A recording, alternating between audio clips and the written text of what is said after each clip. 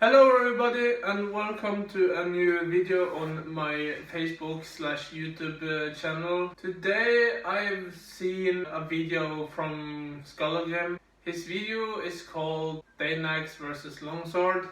I don't know if he has any kind of experience fighting with a Dane Axe. I will just say that I do something called reenactment martial arts. Where we have like real steel weapons but unsharpened and rounded tips and such, of course, aka training weapons, aka reenactment safe weapons. And there we have a lot of training with Viking weapons and some medieval weapons. So today I would just show how to use a Dane Axe in a fight. There you can see me properly. This requires footwork, so you would see I have to take the camera, put it lower, so you can see me actually in a Dane Axe action. So yes, this is my Dane Axe and it's pretty rough right now. Consider I've trained with this on every recent training, so the shaft is pretty much used up at this point. So yeah, this is a Dane Axe. It's pretty long. The historical ones suggest it's 180 centimeters.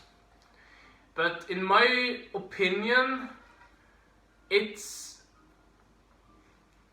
can be, yes, 180 centimeter and 2 meters, depending on the user's preference, and of course the type of the Dane Axe head. This one is, I think, is the Mummen type head. I have another Dane Axe that are a little heavier, and I think it's a little longer. I am not sure. And that is a shag axe or a typical Dane Axe. So this is more like a Mummen Dane Axe style. The reason Mummen is that it's either a shag axe or a typical Dane Axe with a long swept one, like with a little horn on the tip here, so you can actually thrust with it. You can actually thrust with this as well, but you have to angle your thrust more. The Mummen head, axe head, is purely for hack and slash. So let's get into it. Okay, as you can see, it's longer than me, so approximately 2 meters. More like a halberd of some sort, or pole axe. Straight to the techniques and stances. Just keep in mind that there's no official names for these techniques and stances. So if you hear some like ridiculously named techniques or stances, just you have to excuse me, because we don't have any like manuscripts or manuals from the Viking Age where they actually fight, let alone with swords and shields and spears and axes and such. So it's pretty much just speculation at this point. So, and sorry about my crappy setup and crappy light and crappy everything, but this will do for now. So yeah, the first stance is like with the left foot forward, and depending on if you are righty or lefty. So the first stance is right hand grip, which is my left hand is in front of the right hand, because the right hand is the one where you are actually controlling the Dane Axe. With my left hand, I'm leading Dane Axe. So yeah, so the different guards. This one is called high guard. It's many like different high guards and low guards. This one is the high guard.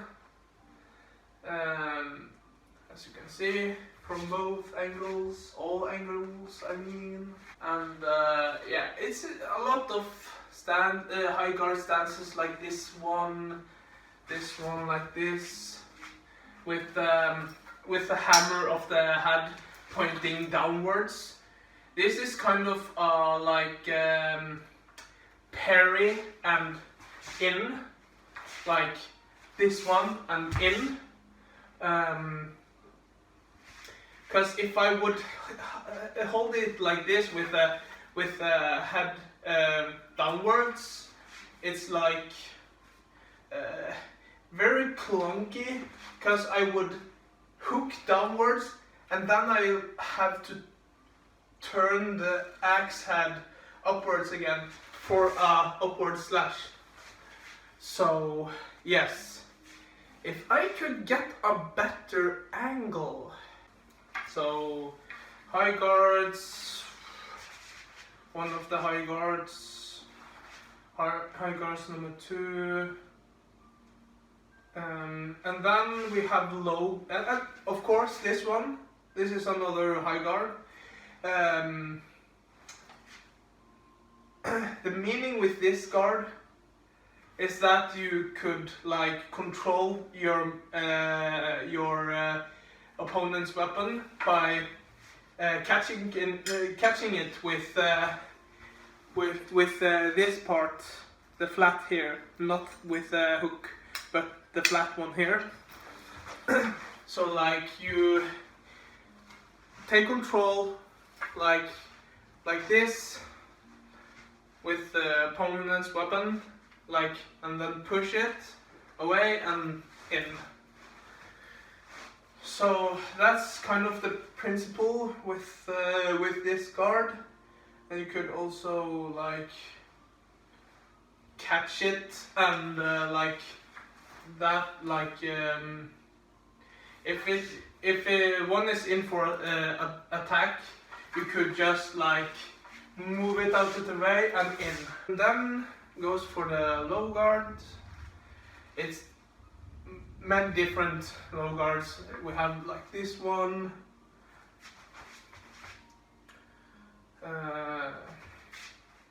I don't remember the principle with this guard, other than to do the same with this guard, just a little lower.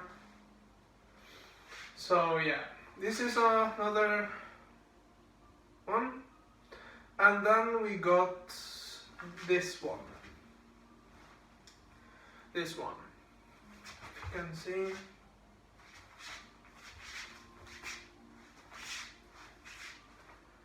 And this one is kind of a fishing technique, or a fishing guard position, because you really want your opponent to strike first. The reason why is that you are like waiting for an attack, and then you could either parry with this part like this and in, like this and in, but it's a high risk, high reward technique, because then you will have the blade in between your hands, which is very risky. This one is also for like if you're going to dodge an attack, you just sidestep and. The same goes for the left. This it's very unnatural for me to hold the right guard. So yeah, I'm pretty much just trained in the right guard, right hand guard. So yeah, and different techniques. Like we don't, as I said, we don't have like enough evidence to like 100% know, but our like reconstruction and making something new of something old makes it a more leading or misleading, if you will. But considering we don't have any kinds of evidence, we are actually free to roam with experiencing and make our own techniques. So yeah, so we have the good old hack and slash technique like this and this, and yeah, just hack, yeah, just swing it. But it's more than just swing it. You have to be like in line with the slashes and hacks, and yeah. So it's pretty much like this. You can also go around and like this. So mix a combo with high attack and rearrange it, and from a low and up. So yeah, it's pretty much it.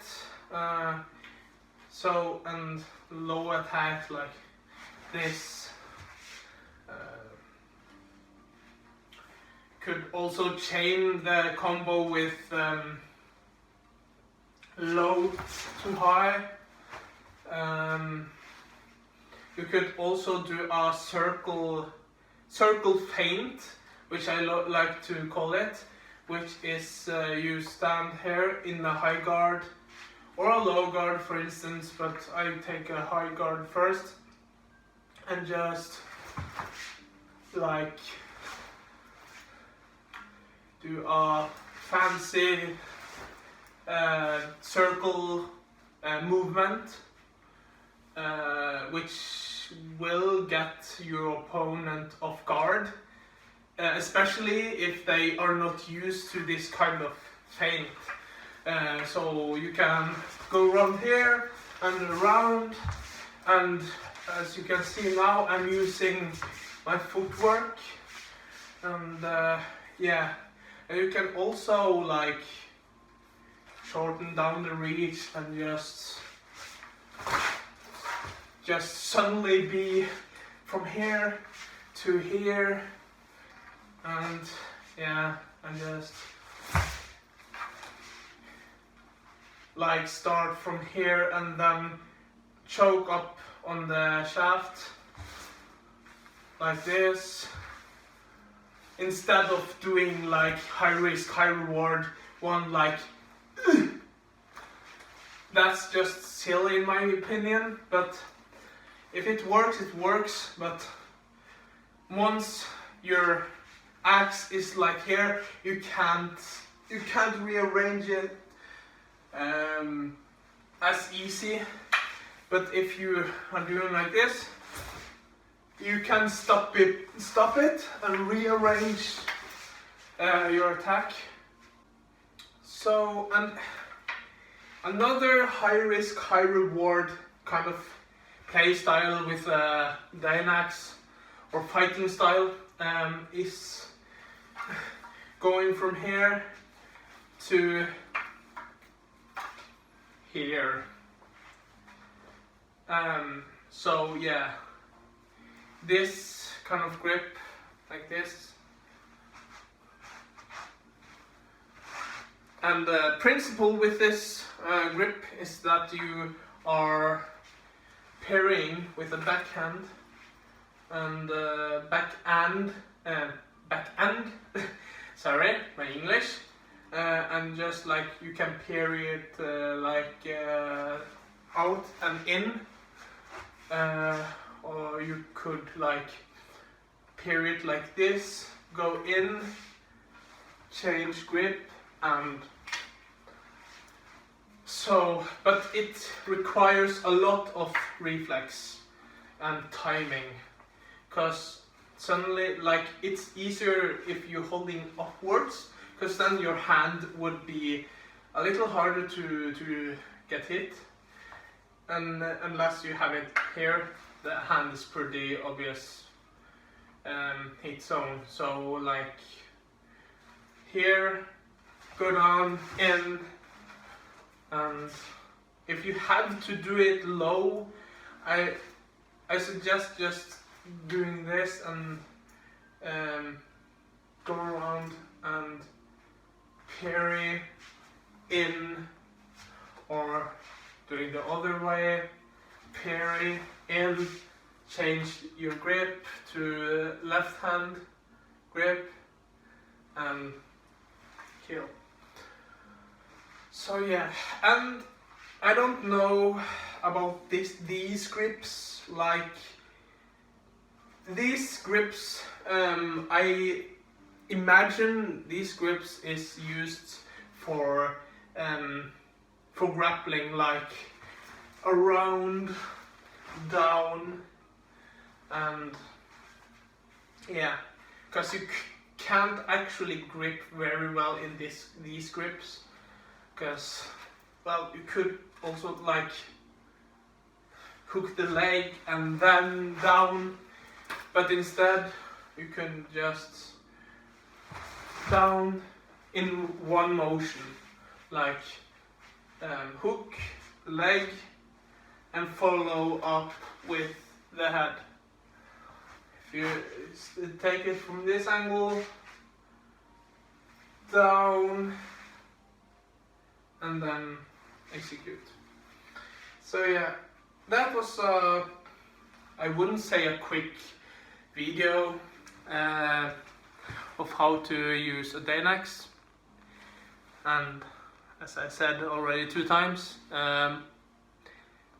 we don't have any kind of evidence, so we have to reconstruct and make something new from it. So yeah, but yeah, that was the video, I guess. So yeah, I hope you find this entertaining, and I hope Skallagrim is at least watching this video. So yeah, thanks for watching. Med Prijkast.